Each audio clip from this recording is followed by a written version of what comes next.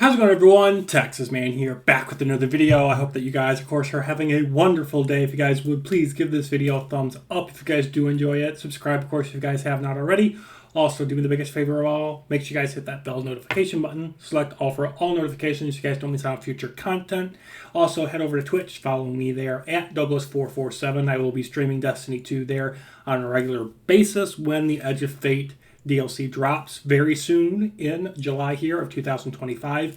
I do have a bunch of playlists here on the channel, so you guys can check out all of those Destiny 2 videos and past streams if you guys are interested in that. So I want to talk about some good and bad news when it comes to the Edge of Fate DLC that is going to be dropping on July 15th, 2025. There are going to be some things that are going to be going away, some things that are going to be being sunset. And the good news is it's only seasonal activities that are going to be sunset. That is it. So like the Pale Heart, it's still going to stay. And all those weapons and whatnot, you can still earn them. And if you have them, you can still use them. There are some vendors that are going to be disappearing from the game, including Saint 14 for Trials of Osiris, Banshee 44 who does Gunsmith, and also all the episodic vendors. They're going to be going away. So don't hoard those bounties in hopes that you can, use them to grind the upcoming seasonal battle pass and or get extra XP fast. You're not going to be able to do that. I will say that if you want to hoard something, hoard exotic engrams, because you'll be able to use those to rank up Rahul so you can get the new exotic armor faster. So just keep that in mind. If you want to hoard anything, hoard exotic engrams. And the best way to do that is just do ritual activities, whether it's Crucible, Gambit, or Strikes. Adept weapons, this is something I know is kind of controversial at the moment, but adept weapons will not be dropping anymore once Edge of Fate launches. And those are going to get replaced by Tier 5 weapons. So if you're wanting to hoard a bunch of adept weapons, and there's certain adept weapons that you haven't gotten, you have, of course, until the launch of Edge of Fate on July 15th to get those. They're going to be moving away from the adept system. I don't know if I like that or not. I guess we'll have to see in the future.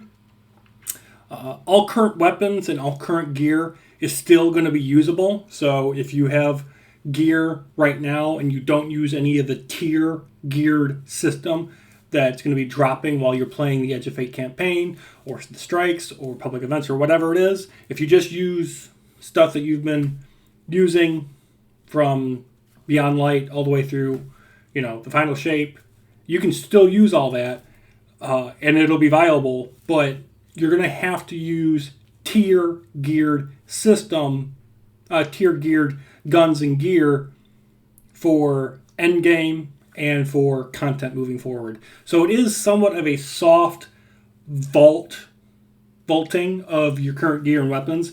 They're not deleting them. They're not making them unviable.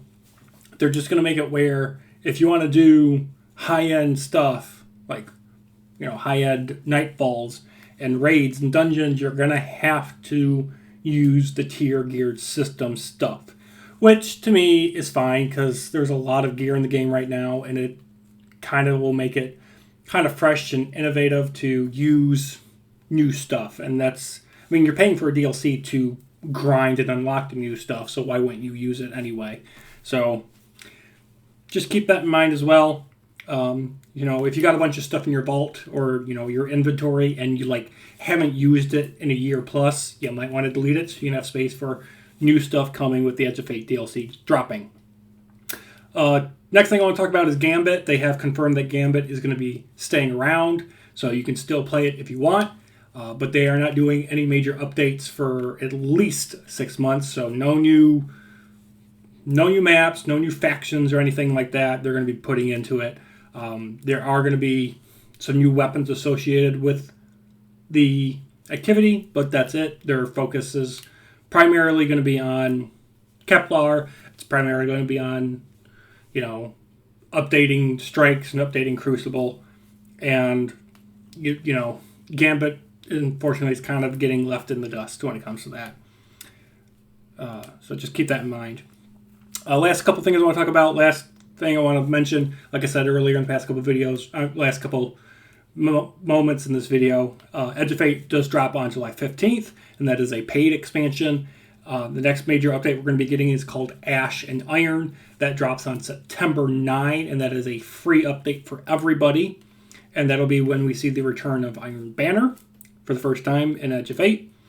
Next, we'll have Destiny 2 Renegades expansion. That, of course, will be paid for. That drops on December 2nd. Then we're also going to be getting Shadow and Order, and that'll be a free update for everybody, and that drops on March 3rd, 2026. And lastly, I want to talk about the fact that we are getting a major overhaul of the UI from the Portal system, and you can go online and see what it looks like if you're interested. Watch videos there. And it's just going to make it a little easier to find the activities that you're wanting to play instead of having to scroll through a bunch of menus. So, they did a major update with Final Shape, and we're getting another one here with Edge of Fate. So, yeah, it'll be interesting to see. So, just want to get this video out for you guys. Hope you guys enjoy it. Thank you guys for watching. Have a great day. Peace out, fellow Guardians.